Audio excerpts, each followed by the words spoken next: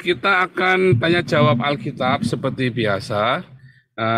Dari yang kemarin tentang akhir zaman ya, kita 3 minggu berturut-turut, 4 minggu ya kalau nggak salah ya. Kita cerita serial akhir zaman ya. Jadi dalam serial akhir zaman ini sebenarnya saya menyampaikan satu pesan, yaitu Anda bersiap untuk semua kemungkinan yang terburuk. Namun jangan khawatir karena Tuhan memelihara. Ya, sebab kalau kita dianiaya karena kebenaran, itu ada sukacita dan ada kekuatan. Ya, bukan karena agama lu ya, tapi karena kebenaran. Bukan karena agama, beda. Ya, dan kita tidak perlu melakukan perlawanan secara fisik membalas. Tugas kita hanya melakukan apologia.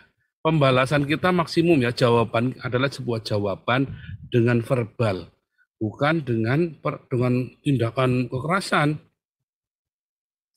Ya, nah itu yang mau kita bicarakan. Nah, di dalam masa persiapan itu, saya sebenarnya ada satu lagi ya yang belum saya sampaikan, tapi ini saya sudah lanjut siapkan zaman S ya. Tentang 10 darah. Ya, tentang 10 darah. Dulu sudah pernah saya singgung ya. Dulu sudah pernah saya singgung 10 darah yang 5 gadis yang bijak, 5 gadis yang bodoh. Apakah itu minyak urapan, apakah itu minyak, apakah itu minyak, apakah itu talenta ya. Kita mau ulangi lagi ya, suatu ketika kita akan ulangi khusus membahas Matius 24 dan 25 ya, yang tentang perumpamaan. Jadi Matius 25 ya, seluruh Matius 25 kita akan bicara itu minggu depan ya, persiapan. Hari ini kita belajar zaman S dulu.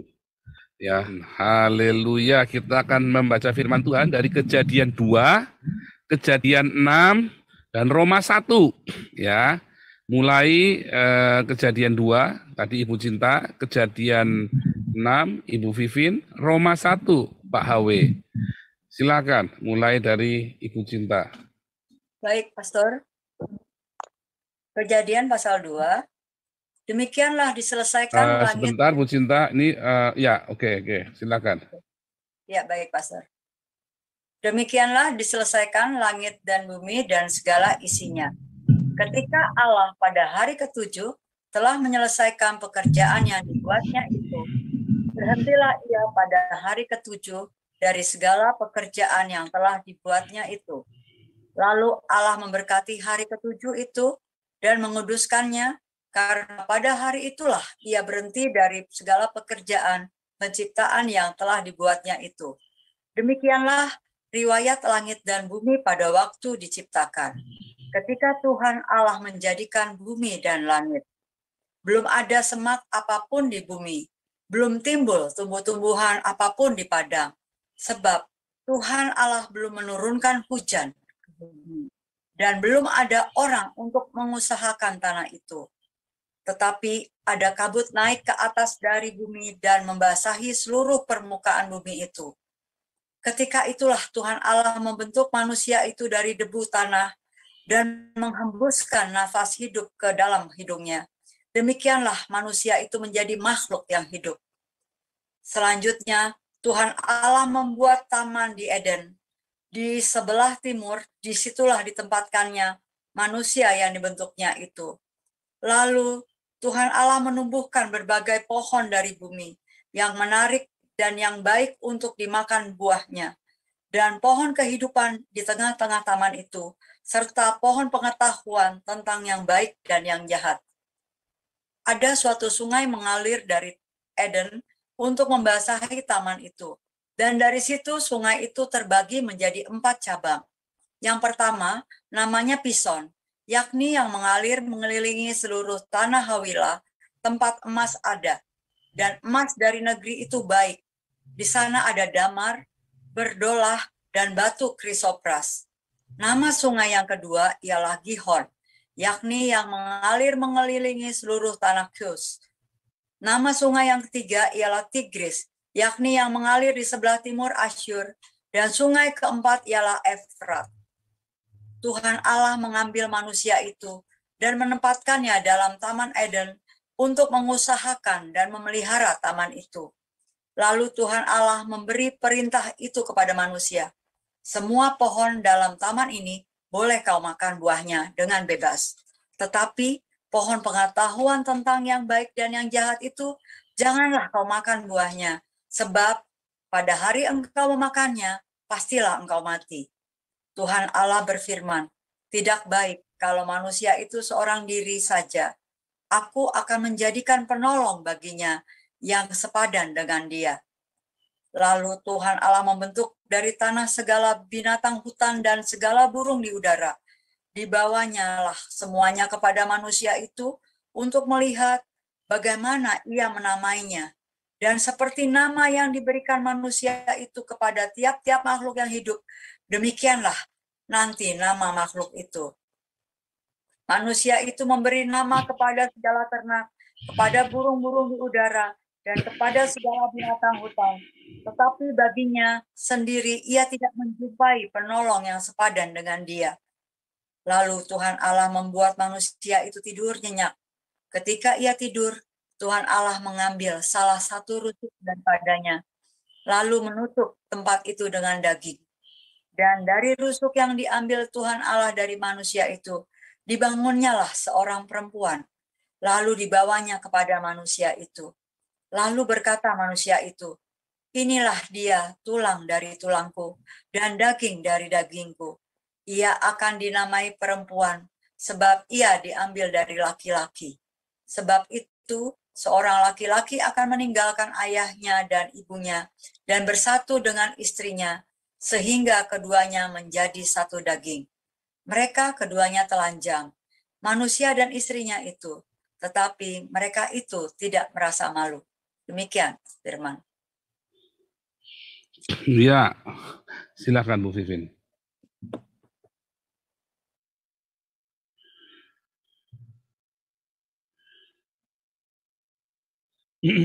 Dan mikrofonnya belum nyala Bu Vivin. Baik, saya bacakan Kejadian 6.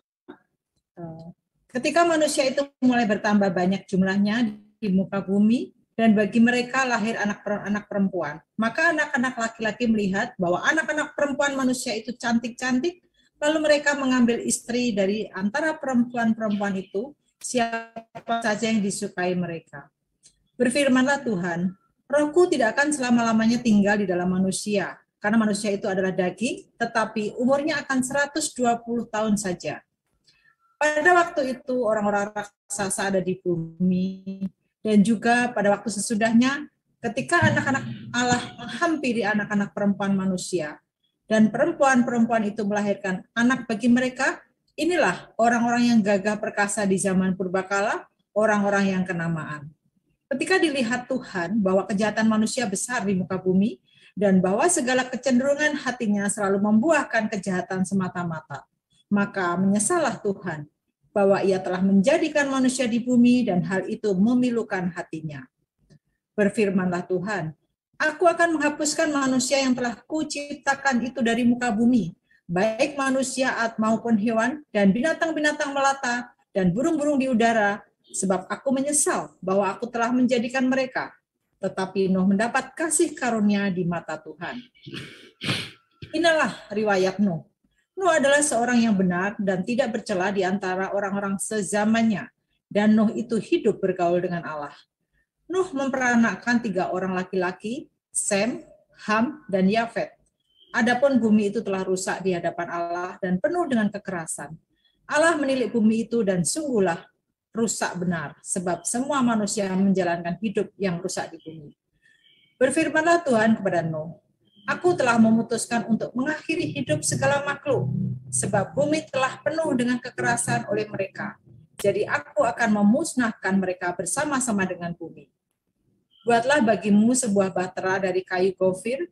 Bahtera itu harus kau buat berpetak-petak dan harus kau tutup dengan pakal dari luar dan dari dalam. Beginilah engkau harus membuat bahtera itu. 300 hasta panjangnya, 50 hasta lebarnya, dan 30 hasta tingginya. Buatlah atap pada bahtera itu, dan selesaikanlah bahtera itu sampai sehasta dari atas, dan pasanglah pintunya pada lambungnya. Buatlah bahtera itu bertingkat bawah, tengah, dan atas. Sebab sesungguhnya aku akan mendatangkan air bah meliputi bumi, untuk memusnahkan segala yang hidup dan bernyawa di kolong langit. Segala yang ada di bumi akan mati binasa. Tetapi dengan engkau, aku akan mengadakan perjanjianku, dan engkau akan masuk ke dalam bahtera itu. Engkau bersama-sama dengan anak-anakmu dan istrimu, dan istri anak-anakmu.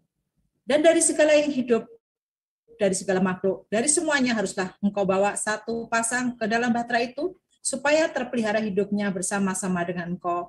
Jantan dan betina harus kau bawa. Dari segala jenis burung dan dari segala jenis hewan, dari segala jenis binatang melata di bumi, dari semuanya itu harus datang satu pasang kepadamu supaya terpelihara hidupnya. Dan engkau bawalah bagimu segala apa yang dapat dimakan, kumpulkanlah itu padamu untuk menjadi makanan bagimu dan bagi mereka. Lalu Nuh melakukan semuanya itu tepat seperti yang diperintahkan Allah kepadanya. Demikianlah dilakukannya. Demikian bacaan firman Tuhan. Ya, Dari Paulus, hamba Kristus Yesus yang dipanggil menjadi rasul dan dikuduskan untuk memberitakan Injil Allah. Injil itu telah dijanjikannya sebelumnya dengan perantaraan nabi-nabinya dalam kitab-kitab suci tentang anaknya yang menurut daging diperanakan dari keturunan Daud. Dan menurut roh, kekudusan dinyatakan oleh kebangkitannya dari antara orang mati, bahwa ia adalah anak Allah yang berkuasa, Yesus Kristus Tuhan kita. Bagus ya. Dengan perantaraannya, kami menerima kasih karunia dan jabatan rasul untuk menuntun semua bangsa, supaya mereka percaya dan taat kepada namanya. Kamu juga termasuk di antara mereka. Kamu yang telah dipanggil menjadi milik Kristus. Kepada kamu sekalian yang tinggal di Roma, yang dikasihi Allah, yang dipanggil dan dijadikan orang-orang kudus, kasih karunia menyertai kamu dan damai sejahtera dari Allah Bapa kita dan dari Tuhan Yesus Kristus. Pertama-tama aku mengucapkan syukur kepada Allahku oleh Yesus Kristus atas kamu sekalian, sebab telah tersiar kabar tentang imanmu di seluruh dunia. Karena Allah yang kulayani dengan segenap hatiku dalam pemberitaan Injil anaknya adalah saksiku, bahwa dalam doaku aku selalu mengingat kamu. Aku berdoa, semoga dengan kehendak Allah, aku akhirnya beroleh kesempatan untuk mengunjungi kamu. Supaya aku ingin melihat kamu untuk memberitakan karunia rohani kepadamu, guna menguatkan kamu. Yaitu supaya aku ada di antara kamu dan turut terhibur oleh iman kita bersama, baik oleh imanmu maupun oleh imanku. Saudara-saudara, aku mau supaya kamu mengetahui bahwa aku telah sering berniat untuk datang kepadamu, tetapi hingga kini selalu ada terhalang, agar di tengah-tengahmu aku menemukan buah, seperti juga di tengah-tengah bangsa bukan Yahudi yang lain. Aku berhutang baik kepada orang Yunani maupun kepada orang bukan Yunani, baik kepada orang terpelajar maupun kepada orang tidak terpelajar. Itulah sebabnya aku ingin untuk memberitakan Injil kepadamu juga yang diam di Roma. Sebab aku mempunyai keyakinan yang kokoh dalam Injil, karena Injil adalah kekuatan Allah yang menyelamatkan setiap orang yang percaya. Pertama-tama orang Yahudi, tetapi juga orang Yunani. Sebab di dalamnya nyata kebenaran Allah yang bertolak dari iman dan memimpin kepada iman. Seperti ada tertulis, orang benar akan hidup oleh iman. Sebab murka Allah nyata dari surga atas segala kefasikan dan kelaliman manusia yang menindas kebenaran dengan kelaliman. Karena apa yang dapat mereka ketahui tentang Allah nyata bagi mereka, sebab Allah telah menyatakannya kepada mereka. Sebab apa yang tidak nampak daripadanya, yaitu kekuatannya yang kekal dan keilahiannya, dapat nampak kepada pikiran dari karyanya sejak dunia diciptakan, sehingga mereka tidak dapat berdalih. Sebab sekalipun mereka mengenal Allah, mereka tidak memuliakan Dia sebagai Allah atau mengucapkan syukur kepadanya. Sebaliknya, pikiran mereka menjadi sia-sia dan hati mereka yang bodoh menjadi gelap. Mereka berbuat seolah-olah mereka penuh hikmat, tetapi mereka telah menjadi bodoh. Mereka menggantikan kemuliaan Allah yang tidak fana dengan gambaran yang mirip dengan manusia yang fana, burung-burung, binatang-binatang yang berkaki 4, atau binatang-binatang yang menjalar. Karena itulah Allah menyerahkan mereka kepada keinginan hati mereka akan kecemaran, sehingga mereka saling mencemarkan tubuh mereka. Sebab mereka menggantikan kebenaran Allah dengan dusta dan memuja dan menyembah makhluk dengan merupakan penciptanya yang harus dipuji selama-lamanya. Amin. Karena itu Allah menyerahkan mereka kepada hawa nafsu yang memalukan. Sebab istri-istri mereka menggantikan persetubuhan yang wajar dengan yang tidak wajar. Demikian juga suami-suami meninggalkan persetubuhan yang wajar dengan istri mereka dan menyala-nyala dalam berahi mereka seorang terhadap yang lain, sehingga mereka melakukan kemesuman laki-laki dengan laki-laki, dan karena itu mereka menerima dalam diri mereka balasan yang setimpal untuk kesesatan mereka. Dan karena mereka tidak merasa perlu untuk mengakui Allah, maka Allah menyerahkan mereka kepada pikiran-pikiran yang terkutuk, sehingga mereka melakukan apa yang tidak pantas, penuh dengan rupa-rupa kelaliman, kejahatan, keserakahan, dan kebusukan, penuh dengan dengki, pembunuhan, perselisihan, tipu muslihat, dan kefasikan. Mereka adalah pengumpat, pemfitnah, pembenci Allah, kurang ajar, congkak, sombong, pandai dalam kejahatan, tidak taat kepada orang tua, tidak berakal, tidak setia, tidak penyayang, tidak mengenal belas kasihan. Sebab walaupun mereka mengetahui tuntutan hukum Allah, yaitu bahwa setiap orang yang melakukan hal-hal demikian patut dihukum mati, mereka bukan saja melakukannya sendiri, tapi mereka juga setuju dengan mereka yang melakukannya. Demikian firman Tuhan.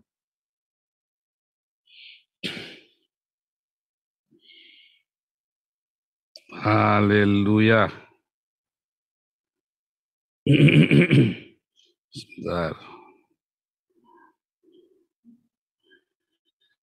Terima kasih buat pembacaan firman Tuhan. Luar biasa sekali. Saya mau koreksi sedikit ya. Oke. Ini ya. Zaman Nuh ya, zaman Nuh. Kita lihat ini zaman Nuh. Saya share screen. Terima kasih buat ininya. Bu Ana, terima kasih. Saya mau share screen.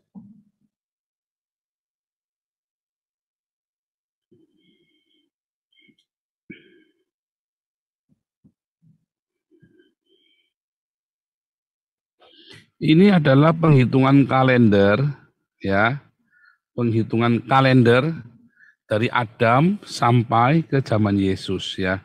Ini sudah teruji, ini kalender ini saya menghitung sendiri berdasarkan Alkitab, ya. Hitungnya dari Alkitab, ada semua ya. Begitu, pokoknya patokannya adalah pembangunan Bait Suci tahun 966, ya, patokannya itu ini. Sebentar. Mana tadi? Kok ada?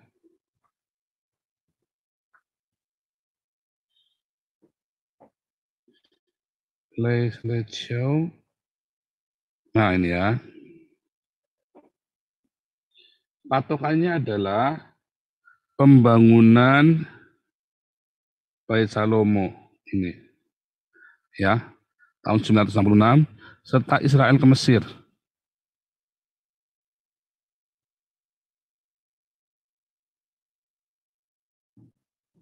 Gimana caranya nih? Bentar. Ya, Exodus. Karena ini semua sepakat ya. Mulai dari sini Anda tarik mundur ke belakang berdasarkan tahun-tahunnya hidupnya Abraham. Itu tuh terhitung semua ya, terhitung semua. Dari Alkitab itu ditulis dengan lengkap, ajaib ya. Ini tertulis dengan lengkap di Alkitab ada ya. Ya, semua ada ya. Kita hari ini kita nggak bicara itu ya. Pokoknya ini ada semua di Alkitab, ditarik mundur karena Alkitab selalu bilang 300 tahun atau 480 tahun sejak sebentar.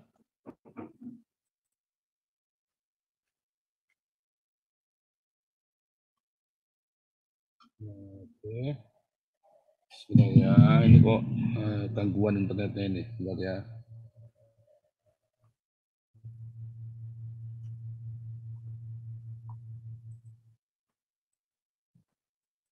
Oke, ya oke.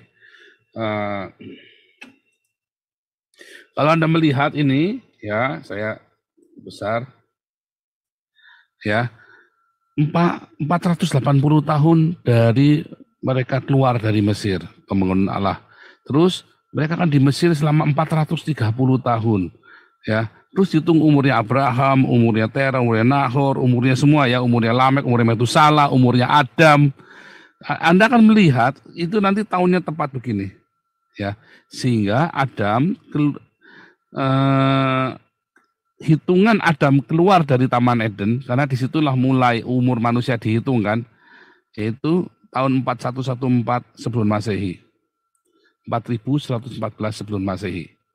Ya, ini perhitungan kalender ya yang berdasarkan hitung dari kalibrasi dari Salomo ya.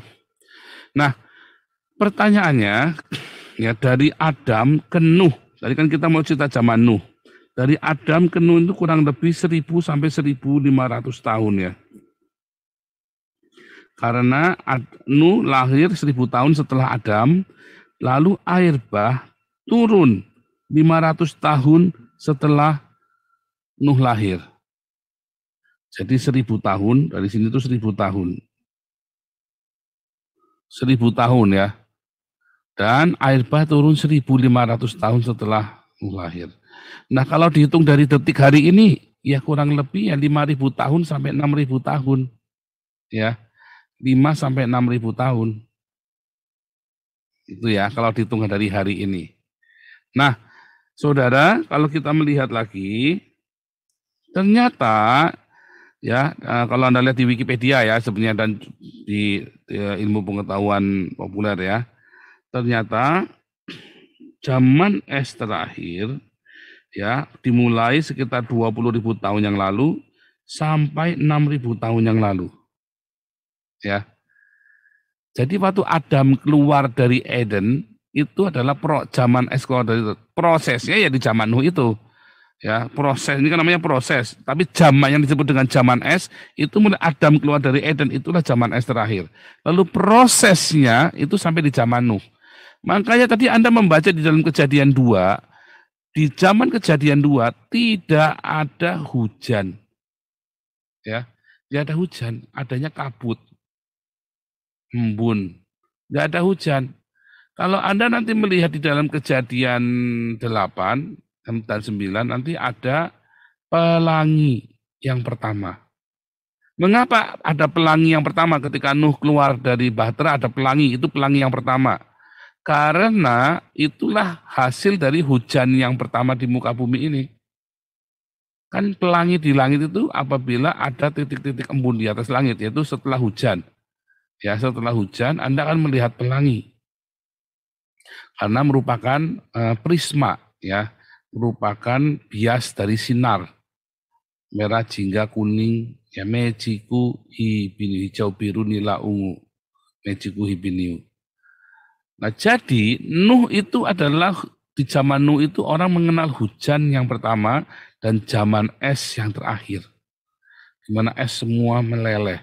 Nah, itulah periode end of glacial ya, periode pencairan gletser itu ya mencair semua. Makanya di zaman Nuh itu itulah banjir besar karena permukaan air yang sangat rendah di zaman Nuh itu permukaan air sangat rendah. Karena terpolarisasi es yang ngumpul dalam gunung-gunung es. Nah, tiba-tiba esnya mencair, menjadi mata air, menjadi sungai-sungai, dan mereka pergi ke laut, ke danau, dan permukaan laut menjadi tinggi sekali. Setinggi Gunung Ararat itu, ya kan? Setinggi Gunung Ararat itu, sampai kemudian terjadi itulah tsunami yang pertama di muka bumi ini kan, sampai akhirnya mereka surut di telan bumi. Air-air ini berhasil terkumpul, dan kemudian terpolarisasi yang jadi namanya kutub. Ya itu bahasa-bahasa yang susah lah. Pokoknya intinya Nuh adalah zaman es terakhir di mana semua es mencair dan ada hujan pertama kali di muka bumi. Intinya begitu ya. Nah kapankah? Apakah benar itu 1000 tahun yang lalu? Enggak ya. Itu bukan 1000 tahun versi Anda 24 jam sehari. Itu adalah penghitungan kalender Yom, 1 Yom. Apakah 1 Yom? 1 Yom adalah satu periode di mana munculnya terang sampai jadi gelap. Matahari terbit sampai matahari tenggelam. Jadi 1 Yom itu bukan 24 jam atau bukan 12 jam menurut matahari terbit. Bukan ya. 1 Yom itu bisa beda-beda. Anda Yomnya berapa lama yang di Indonesia, 1 Yomnya Anda 12 jam atau berapa? Dari jam 6 pagi sampai jam 6 sore kan 12 jam. 1 Yomnya kami di sini ya Anda lihat jam 10 saja masih terang benderang. Jam 6 sore itu lagi terik-teriknya itu. Jam 6 sore di Eropa itu kita lagi panas terik itu. Ya, kemarin saya di Jerman di rumah teman kami, wah saya sampai keringetan itu ya. Lagi panas terik itu jam 6 sore itu. Kita lagi makan itu ya bratwurst itu. Itu lagi pas terik saudara. Jadi penghitungan Yomnya itu, nah sudah sebelum masuk ke Yom itu ya, Anda lihat dulu nanti ya. Ini ya, lihat. Ini zaman Nuh, zaman Eden kan sekitar tahun 4000. Adam di Eden. Lalu ya Nuh lahir tahun 3058. Ya. Lalu air bah tahun 458. Dari mana? Dari hitung Toledot ya, umurnya sekian itu nanti Anda bisa dapat angka ini. Ya. Nah, ini jaraknya 500 tahun kurang lebih kan. Jadi dari Adam sampai air bah itu 1500 tahun. Apakah 1500 tahun dengan 24 jam sehari? Enggak. Ya, 1500 tahun dengan karena kutub itu bergeser, saudara. Ya, kutub itu bergeser. Anda berpikir kutub itu selalu di utara? Enggak, saudara ya. Kutub itu dulu enggak di utara seperti yang ya, tetap namanya utara. Tapi apakah utara itu ada yang di Alaska itu? Ya, atau yang namanya selatan itu adalah yang di dekat New Zealand itu? Ya, enggak. Bergeser, saudara. Hari ini saja bergeser beberapa derajat kan, bahwa kutub itu bergeser beberapa derajat. Nah, artinya ketika waktu itu zaman Nuh di Gurun Ararat itu sekitar ini ya. Ini Gurun Ararat. Nah, Gurun Ararat itu ada di antara Georgia itu ya, Armenia. Nah, kira-kira di sini.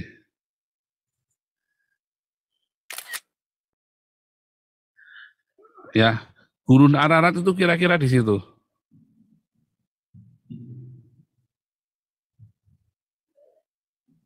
Bentar, salah nih.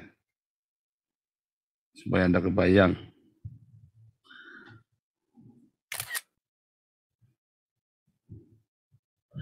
Kurang lebih di situ ya, Gurun Ararat. Tempat kapalnya Nuh terdampar. Ya. Nah, tadi kalau kita baca dulu ya, patokan-patokannya, ada namanya Sungai Pison, ada Sungai Efrat, Tigris itu di sini ya. Ini Sungai Efrat, Sungai Tigris.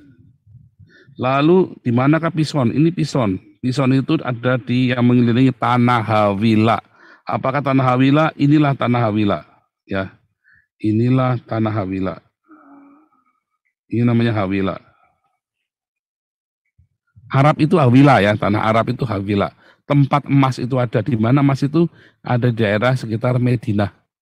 Ya, emas itu ada di daerah Madinah. Saudara belum tahu ya.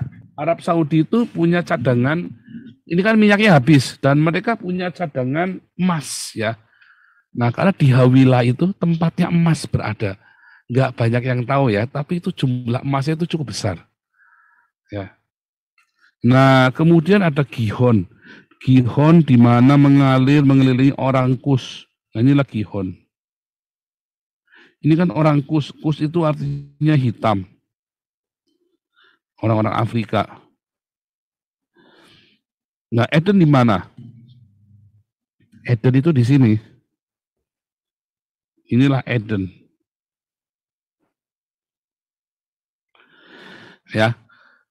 Sekarang wilayah Eden ini menjadi gurun pasir Arabia. Ya, Arabian Desert itu ya. Itu menjadi gurun pasir.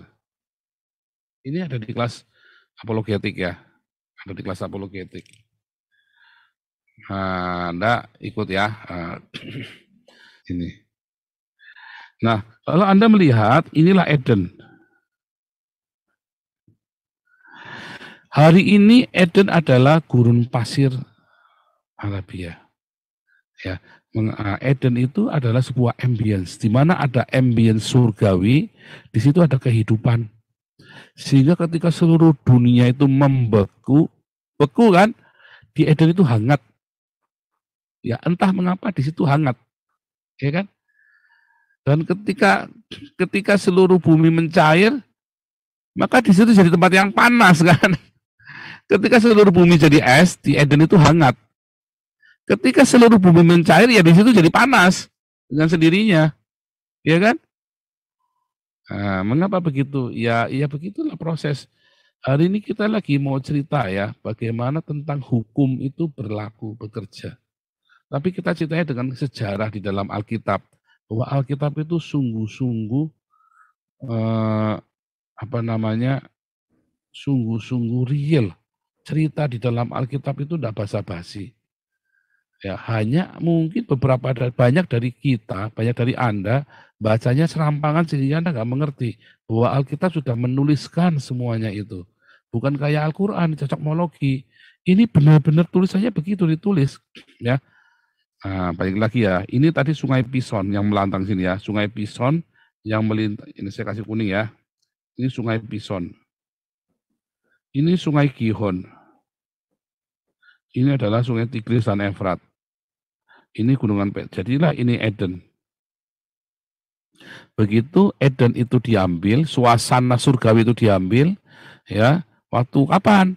Ya waktu banjir itu kan sudah Adam dan Hawa sudah nggak di Eden lagi. Mereka pergi ke timur. Timur itu kemana? Ke daerah Iran, daerah Elam. Ya, kemudian mereka membangun peradaban, si Nimrod dalam Kejadian 11, Nimrod membangun kota bernama Babel di Mesopotamia ini. Ya.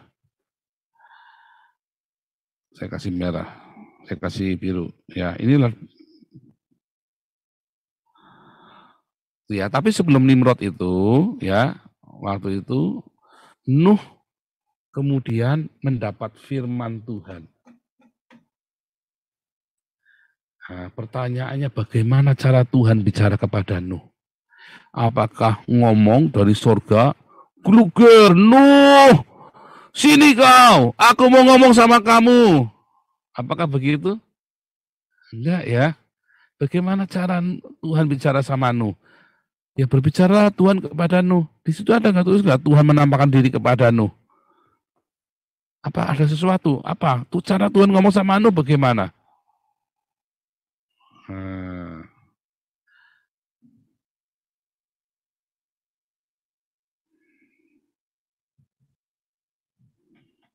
Bagaimana cara Tuhan bicara kepada Nuh?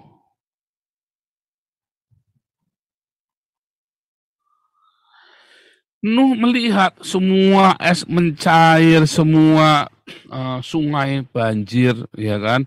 Tiba-tiba air lautnya makin lama makin naik. lalu bikin kapal di atas gunung. Ya kan? Bikin kapal di atas gunung. Bagaimana Nuh bisa bikin kapal di atas gunung? Karena Nuh punya satu keyakinan, air itu akan mencapai gunung itu. Setinggi apa? Dia punya banyak waktu.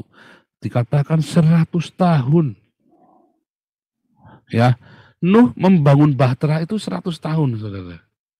Gedenya itu separuhnya kapal Titanic.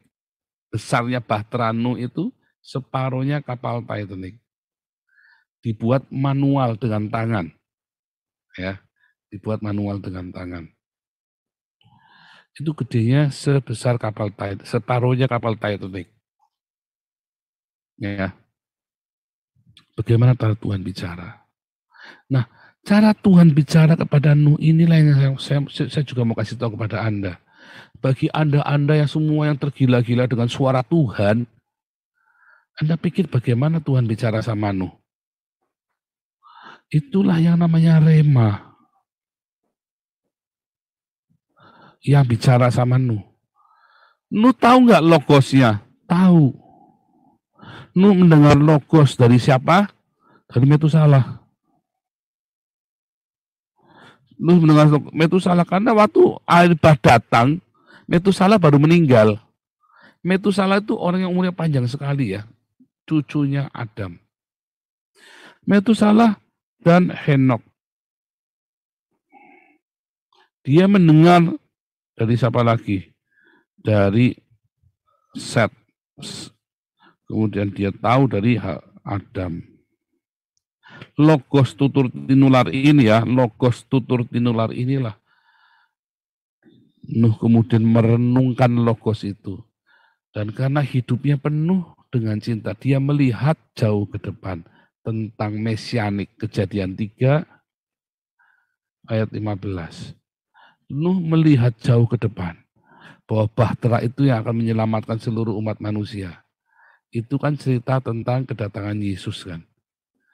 Makanya Nuh punya rema. Logos ditambah kasih sama dengan rema. Logosnya itu tentang mesianik, nubuatan mesianik Kejadian 3 ayat 15. Lalu dia punya kasih, dia punya cinta yang melimpah untuk umat manusia, untuk menyelamatkan seluruh umat manusia. Tapi umat manusia tidak ada yang mau dengar. Ya, Matius 24 seperti zaman Nuh, orang kawin mengawinkan, lalu tiba-tiba air bah datang. Nah sama, Nuh melihat jauh ke depan. Karena Nuh melihat jauh ke depan, maka Nuh punya cinta. Itulah namanya cinta kan. Orang yang melihat, orang yang menubuatkan Yesus, para nabi itu, makanya para nabi itu mendengar suara Tuhan karena mereka melihat tentang Yesus dan mereka percaya. Ya kan? Mereka dengar dari logosnya, cerita dari Adam, Set, mereka dengar cerita turun-temurun dan mereka percaya. Lalu logos dan kasih itulah jadilah rema, suara Tuhan yang menuntun hidup mereka setiap hari. Itulah rema. Hari ini juga sama. Di dalam Yohanes 6 ayat 63, Yesus berkata, perkataanku adalah roh.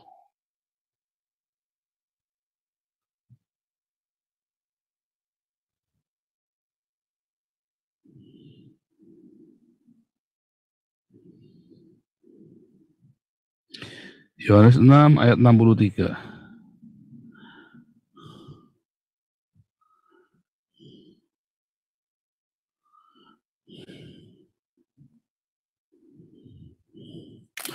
Perkataan rema yang kukatakan kepadamu adalah roh, pneuma, dan zoe, kai, zoe. Rema, pneuma, kai, zoe. Ya. Jadi remanya Tuhan Yesus itu, itulah roh yang berkata-kata kepada kita, itulah suara Roh Kudus.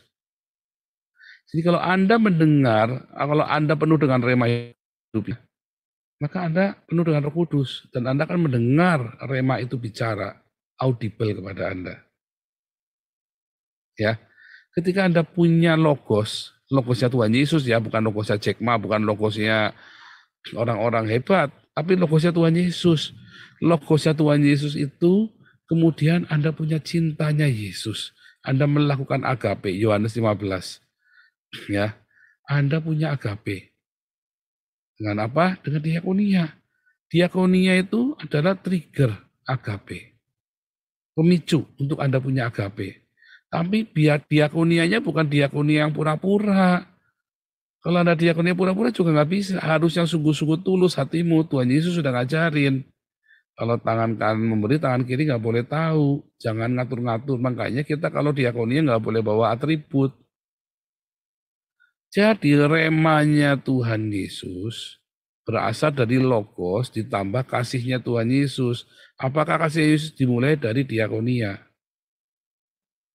Ya, diakonia itu memberi makan orang miskin, ya, memberi itu tenda-tenda persinggahan. Nah, dimulai dari situ yang sepele. Jangan ujuk-ujuk Anda, oh saya mau mengampuni, saya mau bohong. Anda bilang mau mengampuni, Anda aja pelit, sulit. Anda yang pelit itu sulit mengampuni, saudara. Nah, logos firman Tuhan di Alkitab itu Anda dengar, ya, lalu Anda berdiakonia. Maka Anda akan punya trigger rema. Kalau itu rema itu melimpah-melimpah, diulang-ulang terus melimpah, akhirnya rema itulah yang disebut dengan kepenuhan Roh Kudus. Maka Anda akan mendengar. Tiba-tiba Anda diberi hikmat, diberi marifat, Anda ngerti Tuhan ngomong apa sama saudara. Karena dia fasih dengan hidup di dalam kasih, dengan cinta. Cinta selalu bersabda. Apakah sabdanya cinta? Cinta selalu bersabda hal-hal yang penuh cinta. Kalau ada kebencian, maka itu bukan cinta. Kalau ada semangat ingin menghancurkan, itu bukan cinta. Kalau aku nggak dapat, kamu nggak dapat, itu bukan cinta. Itu kebencian. Lawan dari cinta. Musuhnya cinta. Ya. Musuhnya cinta. Ya kan? Makanya kalau Anda membaca firman Tuhan di dalam Alkitab, lalu Anda berdiakonia ya dengan tulus, dengan sungguh-sungguh. Jangan malah berdiakonia malah malakin kayak Ibu Ria. Itu lagi diakonia malah buat malakin kita, Damaris. Jahat itu. Enggak akan berhasil Anda. Tapi kalau Anda sungguh-sungguh berdiakonia, ya Anda juga menyumbang uang, menyumbang tenaga, dan Anda terus membaca firman Tuhan dengan rajin, maka tiba-tiba rema itu akan datang menguasai hidup saudara. Kenapa? Ya dengan sendirinya Anda membaca, apa sih yang Anda baca? Logos tentang cinta. Perkataan Yesus kan tentang cinta kan? Tetapi Anda nggak praktek, ya Anda nggak ngerti. Anda kalau ngerti, Anda bagaimana bisa membaca dan ngerti kalau Anda praktek melakukan? Ya, dan Anda membaca tentang cinta, hukum dari cinta, itu hukumnya Yesus, melakukan praktek, maka Anda akan hanyut, mengalir di dalam cinta itu. Dan itulah yang namanya rema. Karena Anda penuh dengan rema, saking Anda katam dan Anda bolak-balik terus penuh dengan rema, maka Anda akan punya iman yang besar. Dan Anda bisa membedakan mana suara Tuhan, mana suara hatimu, mana suara setan. Ya.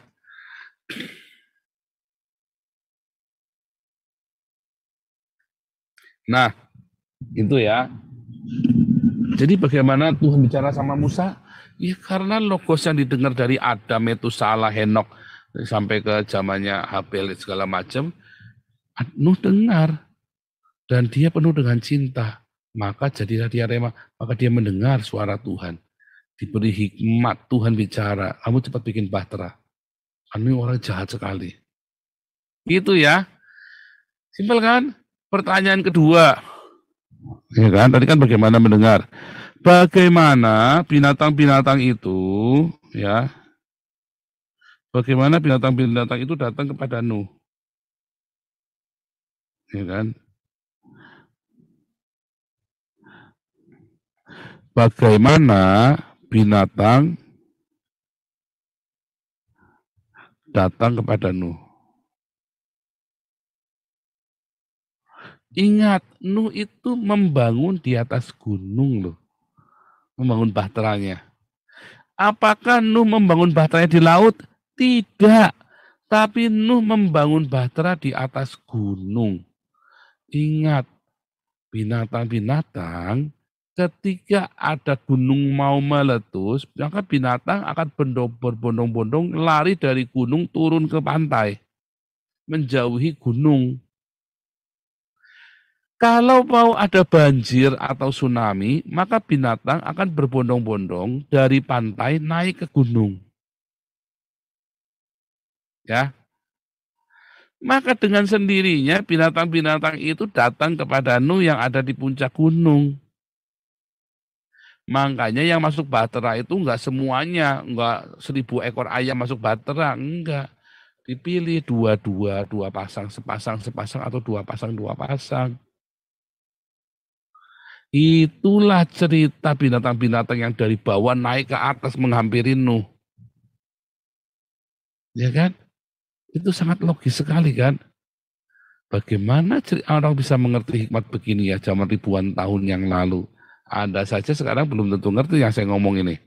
Kalau lagi gunung mau meletus, binatang lari dari gunung ke pantai. Cari. Kalau lagi mau tsunami, mau banjir, binatang dari pantai naik ke gunung. Ya kan? Luar biasa ya. Bagaimana? Ya itu karena adalah panggilan alam. Bagaimana binatang pada Nuh. Ya. Nah, sekarang kita melihat dua cerita ini. Ya. Satu, bagaimana Tuhan bicara kepada Nuh. Karena Nuh melakukan, dia mempraktekkan. Dari prakteknya itu dia makin lama makin ngerti, makin ngeh. Dan itulah Roh Kudus. Ya, makanya Anda yang rajin membaca Alkitab. Tadi saya tunjukkan ya, Alkitab itu begitu urut, begitu runut, begitu tepat. Bahwa Alkitab itu menunjukkan Nuh adalah zaman es terakhir. Lalu Anda masih mau nggak percaya? Lalu Anda mau percaya sama Al-Quran yang penuh dengan fiktif? Yang nggak bisa membedakan tangan dengan kiri di zaman itu. Ya kan? Bahkan cerita Maria anak Imran dengan Harun anak Imran aja bingung. Ya, cerita Maria di zaman Harun kan bingung, Saudara. Ya kan, cerita ada 7 langit, atmosfer, troposfer, ionosfer, makanya nabi-nabinya Isa ditabrak sama pesawat terus, kena bledek terus. Bingung kan? Bentar saya minum dulu.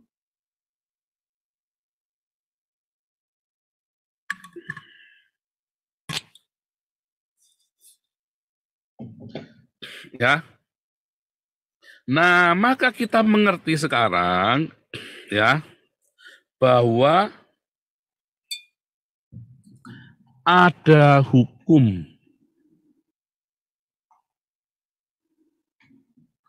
Ternyata itu adalah sebuah cerita yang sangat logis, yang Anda nggak usah membayangkan klinik-klinik ada roh kayak hantu begitu bisiki.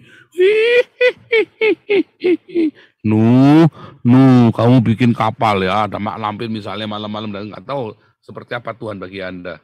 Nggak perlu begitu kan? Karena itu adalah suatu logika yang wajar. Survival. Bayangkan ya, orang zaman itu bisa sanggup membuat narasi itu ya. Lalu berkata, Tuhan, kan poinnya kan satu, Tuhan berkata. 2, Tuhan memanggil binatang. 3, Tuhan menghukum manusia. Apakah benar Tuhan menghukum manusia? Pertanyaan yang ketiga. Apakah Tuhan begitu jahat memusnahkan seluruh umat manusia? Bukan, itu kan narasinya. Itu adalah sebuah narasi dari Tuhan bicara, Tuhan menghukum. Ya. Tuhan menghukum. Apa Tuhan jahat sekali? Ya, saya kemarin ngobrol-ngobrol sama orang Belanda minggu kemarin, pernah saya cerita kapan hari ya. Tuhan, ya memang tulisannya Tuhan menghukum. Saya bilang, apa Tuhan jahat begitu menghukum kita? Benarkah Tuhan menghukum? Balik saudara. Kita kembali ke background-nya Nuh tadi di zaman itu ya. Balik lagi ya. Di zaman Nuh ya katanya cuman 4.000 tahun. Tapi kenapa ada manusia gua usia 28.000 tahun dan 40.000 tahun ya, gambarnya manusia gua. Manusia gua ya, cave painting itu ya. Nah, tadi saya bilang, ternyata satu yomnya Nuh itu bukan 24 jam atau 12 jam. Tapi satu yomnya Nuh itu 4.000 jam, saudara. Satu harinya Nuh itu 4.000 jam. Yang membuat satu hari itu 24 jam itu adalah anaknya Darwin, yang namanya George Darwin. Itu yang namanya tidal friction. Menghitung satu hari 24 jam sehingga usianya bumi jadi bertambah 56 juta tahun. Usianya ya bertambah karena ngitung 24 jam sehari. Tetapi apakah betul bumi itu dipukul rata 24 jam? Enggak. Pada kenyataannya ya ada yang namanya ini nih, kita lihat ya. Kalau ini saya tak koreksi lagi ya ngitungnya ya. Satu yom kalau di daerah tropik, satu yom itu 12 jam. Sehingga 12 tambah 12 kan 24 jam. Terangnya kan, dari jam 6 pagi sampai jam 6 sore. Tapi kalau di kutub utara hari ini ya, maka terangnya itu selama 6 bulan full. Itu terangnya itu 6 bulan. Yaitu 24 jam dikali 182 hari. Sama dengan 4.368 jam per hari. Itulah yom, itu yang namanya satu hari. Ya, maka kalau Anda melihat itu sama dengan 364 kalinya di Indonesia. Sehingga 1 tahun di negara tropis, ya Anda ngalami 1 tahun di negara tropis, itu tuh baru 1 hari di kutub utara. Ya, di kutub utara itu baru hitungannya 1 hari. Kalau Adam sampai zamannya banjir Nuh itu 1.500 tahun, maka sebenarnya kan 1.500 dikali 364 kalinya tadi, ya kan? Karena kan 1.500 tahun dikali, dikali 365 hari, ya kan? Kemudian dikali 364 kalinya kan per jamnya kan, yaitu 199 juta tahun. Jadi dari zaman Adam sampai zaman Nuh bisa sampai ratusan juta tahun, saudara. Umur itu bisa ratusan juta tahun. 1.500 tahun itu dari zaman Adam sampai Nuh, itu tuh bisa 1.900, bisa 190 juta tahun kalau dihitung 24 jam per hari. Ya, karena zamannya Nuh itu 4.300 jam loh sehari, bukan 12 atau 24 jam. Ya, jadi 190 juta tahun. Makanya nggak heran ada manusia gua yang usianya 40.000 tahun. Ya, ada manusia gua usianya 40.000 tahun. Enggak apa-apa. Karena kan jaraknya sampai ratusan juta tahun. Makanya nggak heran ada dinosaurus di zaman sebelum air bah. Ya kan? Ada ular yang berjalan dengan kakinya, yaitu reptil. Ya kan? Nah, lalu kita balik. Bagaimana ya narasi Tuhan menghukum? Itu adalah zaman es terakhir, saudara, di mana seluruh es itu membeku, dingin sekali, saudara. Itu ada di zamannya itu ada ditemukan teknologi api. Zamannya Habel membakar korbannya ya. Ada api-apian. Mulai mereka menyalakan api, itulah teknologi zaman itu. Lalu mereka bakar semua hutan-hutan yang ada supaya hangat. Lalu Nuh melihat, nggak benar, jahat ini, dibasmi semua binatang-binatang, ya kan? Akhirnya kan binatang-binatang kan terusir semua kan? Nuh melihat ini nggak benar ini, manusia jahat sekali. Karena kan nggak kerja, mereka kerjanya bakar hutan, cari makan, tinggal nembak, tinggal manah. Binatang itu binatangnya mati, ya kan? Wah, manusia itu kalau makan itu nggak secukupnya, dilebihin, dibuang kalau sudah. Wah, makanya manusia jahat. Dia binasakan bumi, dia yang membuat air bah itu datang. Apakah Tuhan? Tuhan mengizinkan. Karena itu sebuah hukum ketika Anda menghancurkan bumi ini, esnya meleleh, maka es yang meleleh jadi air. Air yang meleleh akan memenuhi lautan karena seluruh dunia global. Lalu terjadilah tsunami karena selama ini belum pernah ada lautan sedemikian dalam. Lalu terjadilah gelombang pasang yang luar biasa. Apakah Tuhan menghukum? Tidak. Manusia-manusia mati. Nuh, ya, dia sudah masuk bahtera. Dia peringatkan agar seluruh umat manusia masuk ke bahtera. Tapi umat manusia nggak mau datang ke bahtera. Binatang-binatang malah datangin Nuh. Kenapa? Karena naluri. Mau banjir, mereka tahu, mereka naik ke atas. Dan ketemu sama bahteranya Nuh. Ya, luar biasa kan? Nah, makanya jarak 190 jutaan tahun dari zaman Adam sampai Nuh itulah tahun aktual. Ya. Lalu bagaimana tangan Tuhan menghukum? Ya dengan hukum alam. Manusia yang rusak alam sampai batas homeostatik.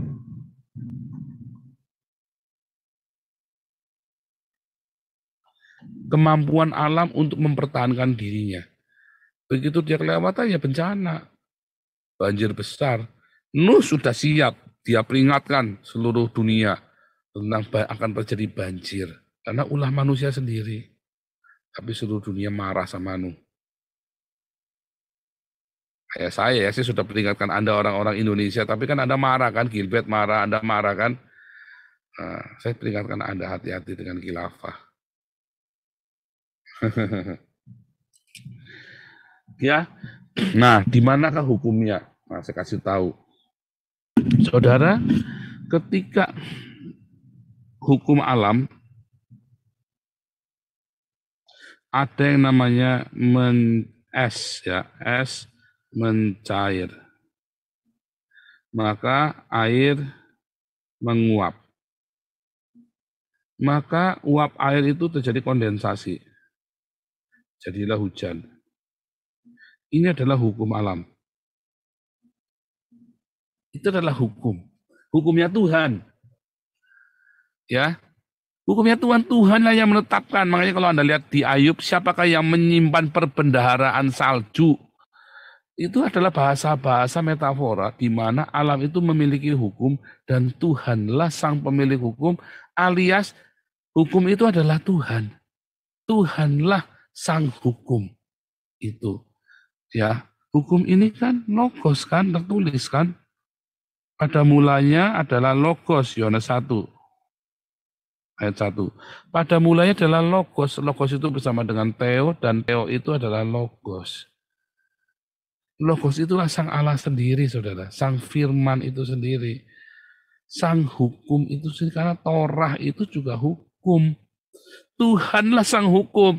Jadi kalau ada banjir, karena manusia melanggar hukum alam, ya, kemudian alam menghukum, ya itu namanya Tuhan menghukum Anda. Ya, itu yang namanya Tuhan menghukum Anda. Sebentar, oke, masih dulu ya. Ya, jadi itu yang namanya Tuhan menghukum. Itu yang namanya tadi Tuhan bicara, Tuhan bicara. Ya, Tuhan bicara melalui rema. Ya, Tuhan mengatakan mujizat melalui tanda-tanda alam. Ya kan? Dengan rema kita akan punya hati yang bijaksana, bijak. Ajar kami Tuhan menghitung hari-hari. Kalau Anda nggak punya rema, Anda nggak bisa kayak Nuh, dia bisa tahu. Kenapa saya bisa tahu apa yang terjadi kemudian? Saya ngomong ya, dan kemudian saya ke Eropa dan saya terjadi. Lihat, semua yang kita omongkan di rombongan di grup ini terjadi. Saya ngomong dengan keras sekali, tapi dasar bebal nggak mau dengar. Ya, dasar bebal nggak mau dengar. Salah sendiri nanti kalau sampai terjadi khilafah. Ingat KC 10 tahun kan, sudah kita omongin di sini kan, bandel kan itu Saifuddin sama pengacaranya kan. Kenapa saya bisa ngomong begitu? Karena ada rema. Itulah rema itu yang kasih tahu. Saya tahu urusan di dalam sana. Dan saya tahu apa yang KC lakukan. Anda semua bilang KC memberitakan Injil. Enggak. Anda kira perdebatan di ruang sidang itu orang suka. Orang bertobat gara-gara dengan perdebatan KC di ruang sidang itu. Enggak enak, saudara. Kamu itu enggak ngerti apa-apa. Kamu ngajari kita. Dasarnya kamu ngomong apa? Dengan bangganya lawyer-lawyer ini sarjana hukum. Nah ini lagi cerita kitab kuning. Anda bahasa Arab aja kagak bisa. Mereka susah jelasin ke Anda mau ngomong apa. Saya mau ngomong kalkulus sama anak saya yang umur 3 tahun. Susah, kalkulus itu apa, Pak? Saya taunya akal bulus, Pak. Oh kalkulus, kalkulus itu apa? Mau jelasin kalkulus, kata kalkulus saja kudu panjang lebar. Makanya pembelaan KC di ruang sidang itu sia-sia. Wah banyak orang dimenangkan gundul mau yang enggak ada orang dimenangkan di ruang sidang itu. Anda tuh terlalu naif. Euforia, wah hebat KC menjadi saksi di ruang sidang. Goblok, di ruang sidang itu menjadi ajang pembantaian untuk membuktikan bahwa KC memang niat mau menghina orang Islam. Makanya hukumannya jadi lama. Coba kalau nggak banyak ngomong, ya sudah kalau memang kamu salah ya udah dihukum aja, sudah selesai kan. Nggak akan 10 tahun. Sama pengacaranya mau dijadikan ajang sandiwara buat cari muka, makanya kejeblos. Pengacaranya kejeblos, KC-nya kejeblos, uangnya kemana? Korat-karit. Akhirnya dibawa Saifuddin juga. Itu sudah saya ngomong semua sebelum terjadi. Ya kan? Tapi kan kalian yang para netizen ini, para anjing-anjingnya Saifuddin, anjing-anjingnya si Kamarudin kan nggak terima kan? Kan saya sudah ngomong. Yang saya ngomong terjadi semua. Itulah rema. Saya tahu tanda-tandanya. Kenapa? Karena saya punya waktu buat menghitung hari-hari. Saya ngamatin. Saya pernah jadi maklar kasus. Tapi saya tahu bagaimana alam itu bekerja. Dan tiba-tiba rema itu bicara. Enggak, kamu akan masuk kamu. Percaya saya. Ya, kamu akan begini. Kenapa? Karena kita punya rema. Itulah Tuhan bicara. Anda punya waktu nggak buat seperti itu, buat Tuhan bicara, ya Tuhan bicara, untuk mendengarkan Tuhan bicara. Loh, Anda Tuhan bicaranya maunya yang ujuk-ujuk sih, nggak ada. Tuhan bicara ujuk-ujuk kayak gitu nggak ada. Anda mau Tuhan bicara, Anda kudu punya rema. Tergantung remanya siapa. Kalau Anda remanya rema tuduh semua ringin, kayak itu berhentilah makan sebelum kenyang. Remanya Muhammad. Salah. Kamu harus remanya Tuhan. Ya, engkau akan makan sampai kenyang. Ya kan? Tetapi supaya Anda sehat, Tuhan melatih tanganku untuk berperang. Artinya apa? Kita harus juga olahraga, latihan badani. Enggak cuma makan doang. Ya kan? Anda akan tahu rema memilih-milih, makanya logosnya kudu bener. Logosnya dari Alkitab. Baca logos saja Anda suka ngawur. Lah heran orang Kristen ya, ngaku-ngakunya Kristen bacanya lebih banyak Al-Qur'an daripada Alkitab. Kayak Saifuddin sama KC kan bingung. Lah Anda orang Kristen bukannya baca Alkitab yang banyak malah baca Al-Qur'an. Ya bingung kan? Anda baca Alkitab aja belum pernah selesai, sok-sokan membaca Al-Quran katanya buat ngalahin debat orang Islam. Makanya Anda nggak pernah dapat rema, Anda makin lama makin edan. Coba baca sama saya, lihat proyek-proyek yang kita lakukan, proyek-proyek kemanusiaan. Itu hasil dari rema, dari rombongan para nabi ini. Nah, Anda mau pilih mana sekarang? Anda mau pilih suara Tuhan yang ujuk-ujuk? Anda akan sesat. Anda akan tersesat. Karena Tuhan bicara nggak dengan cara begitu. Kecuali Anda tiap hari penuh dengan rema, maka tiap hari Tuhan akan bicara kepadamu. Ya. Nah, itu satu. Ya. Ini kedua. Alam bekerja, semesta ini bekerja dengan hukum. Anda tidak bisa mau ngatur-ngatur Tuhan, ngutukin orang. Itu semua ada hukumnya. Kenapa kalian nyantet saya nggak mempan? Kenapa kalian orang-orang Islam nggak bisa ngapa-ngapain saya? Karena saya bekerja dengan hukum dari alam. Ketika terjadi ketidakadilan di Indonesia, maka saya teriak. Yang saya katakan adalah kebenaran. Saya bayar harganya. Ibu saya meninggal pun saya nggak datang. Wah, tidak berbakti? Bukan. Satu, memang sudah kita tekadin demi menyatakan kebenaran. Apakah saya menista Islam? Tidak. Saya mengatakan kebenaran tentang Islam. Bahwa tidak ada yang benar di dalam Islam. Apakah kebenaran dalam Islam? Kebenaran dalam Islam adalah tidak ada satupun yang benar di dalam Islam. Ya. Nah, kemudian saya memberitakan Injil, kabar baik, dengan menghimpun Anda semua, urunan kolekte untuk kasih makan orang-orang miskin. Ya, itu adalah hukum. Kalau saya melakukan itu, Anda bisa nggak nyantet saya? Nggak bisa. Tidak akan bisa. Tidak akan bisa Anda nyantet saya. Saya tantang Anda yang bisa nyantet saya. Nggak akan bisa. Ya. Makanya saya ngerti apa kata Tuhan menghukum. Tuhan tidak bisa hukum saya dengan perbuatan yang saya lakukan ngasih makan Anda, orang-orang di Indonesia. Tuhan tidak bisa menghukum saya dengan membelikan seperangkat alat-alat pertanian buat orang-orang di Malang. Kecuali saya korupsi. Bisa. Tuhan hukum saya. Tetapi dengan saya melakukan dengan keterbukaan seperti itu, Tuhan nggak bisa hukum. Hukumnya justru barang siapa menabur akan menuai. Maka justru bukan yang negatif, yang positif. Hukumnya barang siapa memberi bantuan kepada orang-orang miskin ini, ya ia memiutangi Tuhan, ia memberi utangan kepada Tuhan.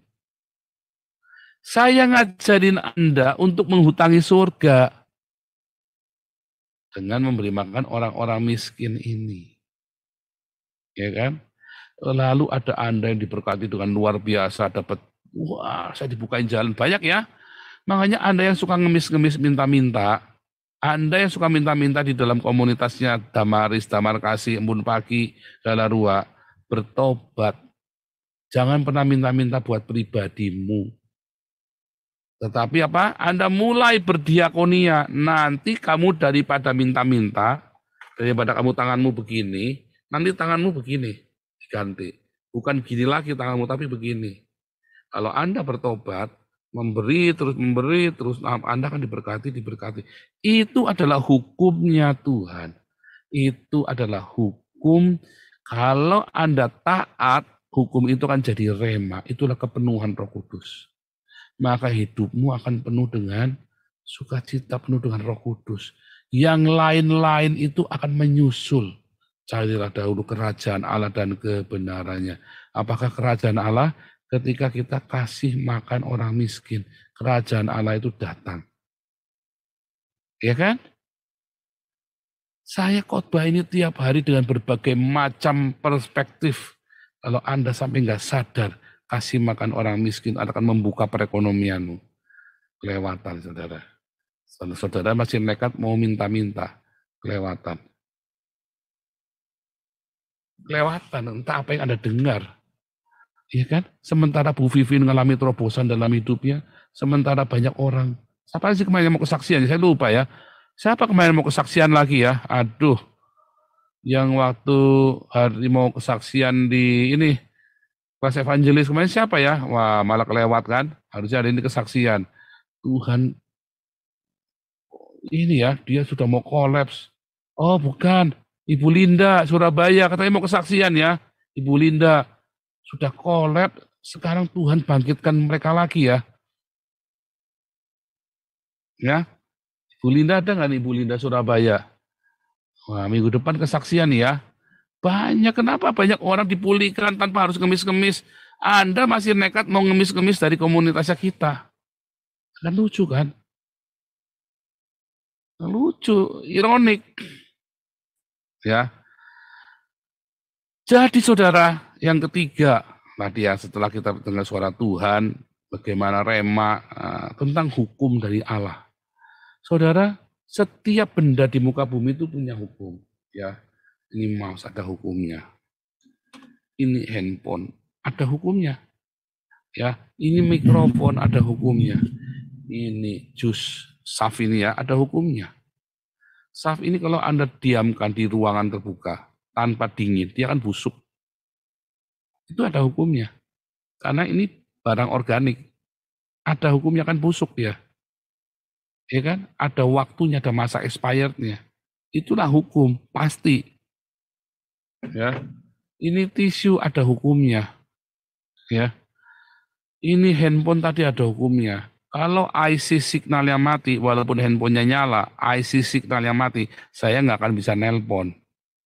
Nggak akan bisa terima telepon, nggak akan bisa nelpon, karena IC signalnya mati, walaupun handphonenya nyala. Ya kan? Apakah Anda kepikir bahwa semua seluruhnya ada hukumnya?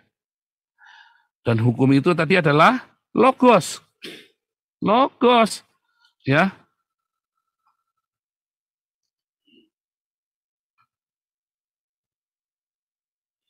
Pada mulanya adalah firman, firman itu bersama dengan Allah, dan firman itu adalah Allah. Jadi saudara, Allah adalah sang hukum, Allah adalah hukum. Di dalam semua barang, di dalam semua semesta, semua cipta, itu ada hukumnya. Dan ia ada di dalam hukum itu. Iya kan? Makanya ketika tadi Allah menghukum manusia dengan air bah, Anda berpikir Allah jahat? Enggak, manusia. Dia membuat dunia ini hancur. Kenapa Pak? Iya, bagaimana cara mereka menghangatkan diri? Mereka bakar semua hutan-hutan itu, saudara. Sehingga terjadi global warming di zaman itu. Global warming yang pertama di zaman itu. Di mana es mencair, mereka senang ketika esnya mencair. Mereka nggak perlu gali-gali buat cari air kan, minum kan. Mereka nggak perlu manasin es buat minum kan. Tetapi mereka lupa naiknya permukaan air di laut ya, dan sungai-sungai yang makin banyak, mata-mata air kebuka ya, kemudian terjadi pencairan es yang massal besar-besaran, gelombang tsunami yang luar. Mereka tidak menyangka, mereka melanggar hukumnya Tuhan dengan kejahatan, dengan keserakahannya mereka. Tuhan suruh kita mengelola bumi, tetapi manusia mengeksploitasi bumi. Makanya narasinya disebut Tuhan marah dan menghukum manusia. Apakah Tuhan menghukum manusia? Tidak. Tapi si jahat itulah, kejahatan itulah yang membinasakan manusia. Karena Tuhan tidak ingin Anda binasa. Tetapi hukum itulah Allah, dan Allah ada di dalam semua hukum. Dalam Roma tadi, ya kan? Roma 1. Sehingga Allah itu adil. Anda tidak bisa menipu semua yang Anda lakukan, fitnah-fitnah Anda kepada saya. Semua upaya-upaya Anda untuk menghancurkan Damaris yang sedang memberi makan orang-orang miskin. Anda akan menuai. Dan itu yang disebut Allah akan menghukum kamu. Kayak Julius, ya, lihat. Tuhan akan menghukum orang-orang seperti ini. Kenapa orang-orang kaya saya nggak dihukum-hukum sama Tuhan malah tambah makmur? Karena saya tahu hukumnya. Dan saya jalani. Bagi Anda menyebalkan karena Anda penuh dengan kedengkian. Tetapi bagi Tuhan saya menyenangkan hatinya. Karena saya melakukan apa yang menjadi kehendaknya, yaitu semua orang kenal Yesus. Kabar sukacita yang saya berikan, Ya, saya ajarkan kepada kalian sehingga kalian punya damaris, punya damar kasih, punya galarua. Ya kan? Apakah saya di situ? Bukan, saya bukan pemiliknya. Saya hanya memprovokasi Anda, menstimulasi Anda, ngajari, membina Anda, membimbing Anda untuk melakukan apa yang Tuhan mau di dalam hidupmu. Dari Anda untuk Anda. Ya, itulah cerita Nuh, saudara. Ya, itulah cerita Nuh. Anda taati hukumnya, jangan meleset Tuhan dalam setiap hari Tuhan ngajari hukumnya. Makanya ikut embun pagi jam 4 pagi tak ajarin. Tetapi ada orang-orang yang sudah mendengar, cuman mantuk-mantuk, bagus katanya, tapi Anda nggak melakukan. Saya nggak habis pikir, lah Anda sudah ngerti hukumnya nggak dilakukan. Apa yang salah dengan Anda? Yang salah adalah Anda belum metanoia, mentalmu masih mental kere. Kamu belum lahir baru. Ya, itulah cerita hukum Allah yang bekerja dalam hidup manusia. Jadi apakah Allah menghukum manusia? Bukan. Anda melanggar hukum dan hukum itu sendiri yang akan datang kepada Anda menghakimi Anda. Tetapi ingat Allah itu bukan makhluk 3 dimensi. Hukum itu juga bukan barang 3 dimensi. Ya kan? Hukum itulah Allah dan Allah itulah hukum. Gitu ya, itulah cerita tentang Nuh, saudara. Ya, itulah cerita bagaimana Tuhan bekerja, hukum alam bekerja. Anda baca kitab Nuh saja, Anda harusnya mengerti ya bahwa Tuhan bekerja, Tuhan bicara, Tuhan menghukum. Itulah cerita seluruhnya, saudara. Ya, itulah cerita sebuah narasi di Alkitab tentang kehidupan Anda bersama Tuhan. Makanya nanti akhir zaman, kita sekarang di akhir zaman, kembali ke zaman Nuh. Matius 24. Sama seperti di zaman Nuh, orang kawin mengawinkan. Artinya apa? Anda mau kawin, pikirnya jorok, seks, apa, mikirnya kawin tok pokoknya, kayak orang Islam kan. Isinya selangkangan semua pokoknya. Tetapi nanti tiba-tiba datang, itu ya, anak manusia datang di waktu yang tidak Anda duga. Ya kan, waktu itu Batra tertutup tiba-tiba. Semua hukum itu sudah terjadi di depan mata. Ya, bahkan saya sudah ngasih contoh bagaimana kalian tidak bisa menghukum saya. Orang-orang para pembenci-pembenci ini tidak bisa ngapa-ngapain saya, malah tambah moncer pelayanannya. Ya kan, kehidupannya makin moncer, makin diberkati Tuhan. Karena saya mengikuti hukumnya Tuhan. Anda maunya Tuhan didikte sama Anda. Supaya Tuhan ngikuti maunya hukumnya Anda. Karena Anda penuh dengan kebencian. Kalau saya penuh dengan cinta. Bahkan ketika saya maki-maki Gilbert itu. Supaya dia dan jemaatnya bertobat. Jangan bergaya hidup mewah. Makanya kan kemarin kalau pakai jam tangan mewah ditutup-tutupin dia kan malu. Bagus, itu awal yang bagus. Dan saya berharap jemaatnya juga ikut ngeritik. Pak, kalau lagi khotbah jangan pakai jam tangan mewah, Pak. Silau, Pak. Kita jadi ngantuk karena ketutupan mata ke silau-silau, Pak. Begitu. Saya ngajari Anda hukumnya Tuhan. Kalau pendeta pakai jam tangan mewah, hukumnya apa? Hukumnya Tuhan berkata, di mana hartamu berada, di situ hatimu ada. Kalau hartanya Gilbert ada pada jam tangan, ada di BCA, maka Gilbert tidak akan masuk surga. Saya ajari Anda hukumnya. Cerita Nuh itu lagi cerita hukumnya. Bukan Tuhan menghukum, bukan saya mengutuki. Saya kasih tahu aturan mainnya. Kerajaan Allah itu.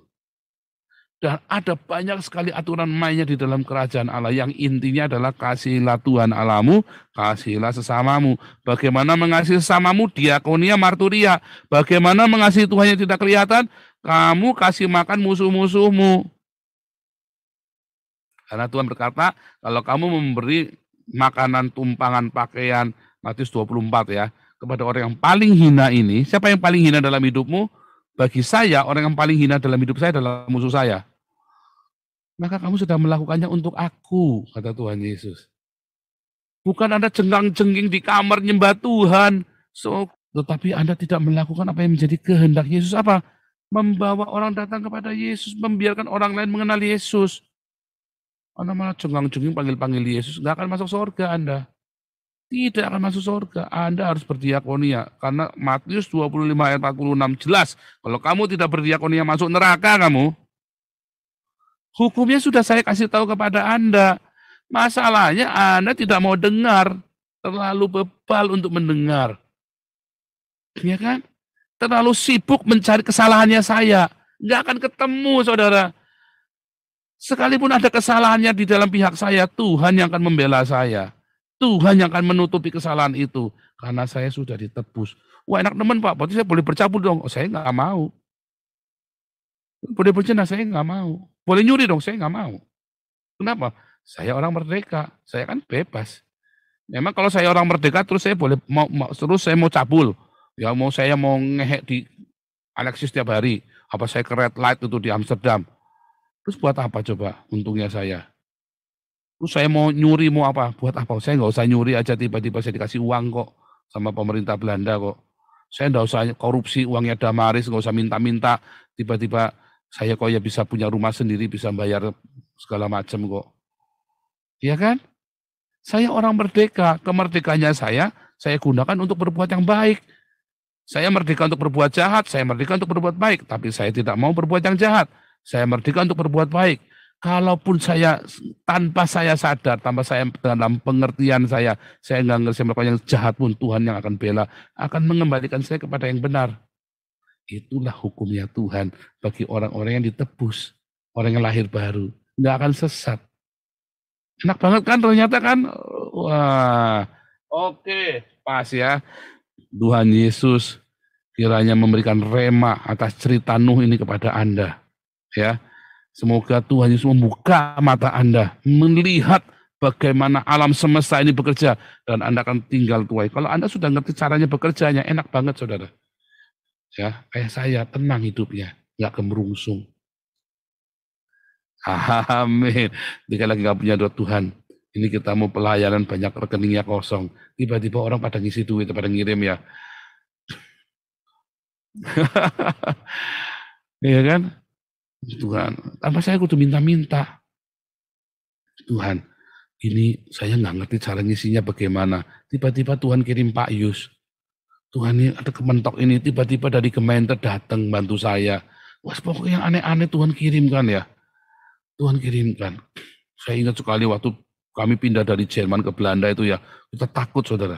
Waktu pindah dari Jerman ke Belanda itu kita takut karena kita tuh di Jerman itu kan semua kan tertata. Di Belanda ini kan banyak orang Indonesia, saudara, ya kan? Dan di Belanda ini orangnya tuh santai kerjanya, nggak kayak di Jerman. Aduh, ini suasana baru kita bisa ini nggak ya? Ternyata Tuhan baik ya. Di Jerman itu malah anak-anak malah bisa. Itu tadi ya, Tuhan bekerja. Tiba-tiba anak saya sekolah, ya kan? Karena kalau Anda mau mengajukan warga negara Belanda susah, warga negara Jerman susah. Kita orang Indonesia lebih mudah mengajukan warga negara di Belanda daripada di Jerman. Kalau Anda orang Turki, ngajuin warga negara ke Jerman gampang. Tapi kalau Anda orang Indonesia ke Jerman sulit. Ya. Kalau Anda orang Indonesia ya ke Belanda. Makanya waktu itu kita nekat ke Belanda ya. Kita sudah di Jerman, kita nekat ke Belanda. Soalnya kita udah di Belanda, udah gitu kita tadi ya, Tuhan baik pokoknya ya. Dalam segala yang kita pikir salah, yang kita pikir sial, nah itu tadi, ini hukumnya ya. Kalau kamu datang sama Tuhan, Roma 8 ayat 28, Tuhan bekerja dalam segala sesuatu untuk mendatangkan kebaikan. Kalau enggak, saya enggak punya mobil, saudara. Mau ngumpulin dari mana tiap hari kita, hidupnya kita di Belanda ini. Ya kan, di Eropa ini kan. Dengan cara yang ajaib. Ya kan, sehingga saya pelayanan udah enggak perlu tergantung dengan siapapun lagi. Kemarin kita mau ini ya, naik mobil kita kemarin ke Jerman, ke Bremen itu ya, dari tempat saya itu, PP cuma habis 50 euro bertiga. Kalau naik kereta, satu orang berangkatnya saja 50, PP bisa 600 euro itu saudara. 300 euro, sorry ya. PP bisa 300 euro itu. Kita ada mobil, PP cuma 50 euro. Berkat Tuhan kan? Bisa sambil ngantuk-ngantuk, nyetirnya 24 jam kita pergi ya. Karena saya sambil besuk teman-teman lama ya.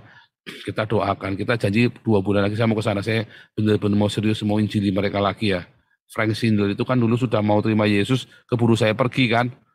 Ini sekarang kemarin kita ada ketemu, dia senang ya, kami datang dia senang. Doakan ya, Frank Schindler ini supaya terima Yesus. Kita lagi doakan, ini orang baik sekali ya. Makanya saya yakin ya Tuhan mau dia diselamatkan. Ya, itu ya cara Tuhan bekerja ya. Tuhan bicara, hukumnya Tuhan, semua nggak ujuk-ujuk, semua ada prosesnya. Dan Anda kudu punya hikmat untuk mengerti prosesnya itu.